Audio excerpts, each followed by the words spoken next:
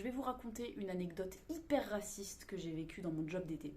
Alors, ce n'était pas vis-à-vis de moi, bien que j'ai des origines tunisiennes, mais bon, ça ne se voit pas du tout. Non, c'était vis-à-vis d'une tierce personne qui n'était pas présente, mais ça m'a vraiment choquée. Alors, pour le contexte, avant, j'avais un job d'été qui était animatrice en séjour adapté. J'ai fait ça pendant plusieurs saisons.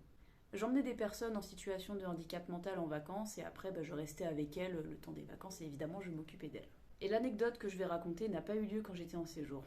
Avant de vous faire part de la bombe qu'on m'a lâchée, c'est-à-dire les propos racistes, n'hésitez pas à vous abonner, très important. Ici, j'aborde plein de sujets de réflexion plus ou moins légers. Par ailleurs, je suis chanteuse lyrique, mais ça se passe sur un autre compte. Et je fais des imitations humoristiques notamment, mais sur un autre compte. Donc ce qui s'était passé, c'est que la veille de partir avec mes vacanciers, d'aller sur le lieu de vacances, j'ai été envoyée en mission.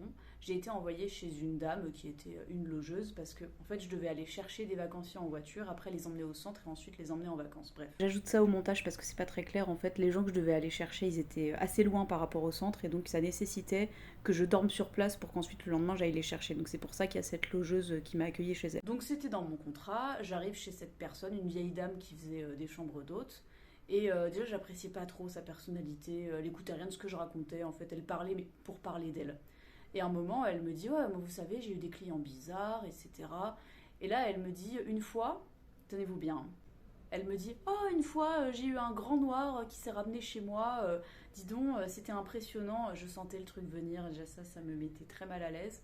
Et là, elle me sort, quand j'ai vu ce bamboula, là, chez moi, j'étais très mal à l'aise, vraiment. Alors j'ai rien dit parce que de un, j'étais au taf et avec ces gens-là, enfin, flemme d'argumenter en fait. Mais j'avais envie de lui dire quand même, madame, on ne dit pas des choses comme ça. C'est hyper raciste, hyper irrespectueux. On ne dit pas ça, s'il vous plaît. Pas au 21e siècle de surcroît. Merci bien.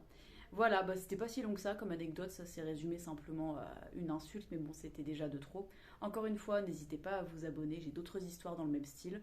Par ailleurs, je ne l'ai pas évoqué, mais outre tous mes comptes artistiques, j'en ai un troisième, et dessus je parle de tout ce qui est artistique au sens très très large, et j'ai un podcast en lien avec ça.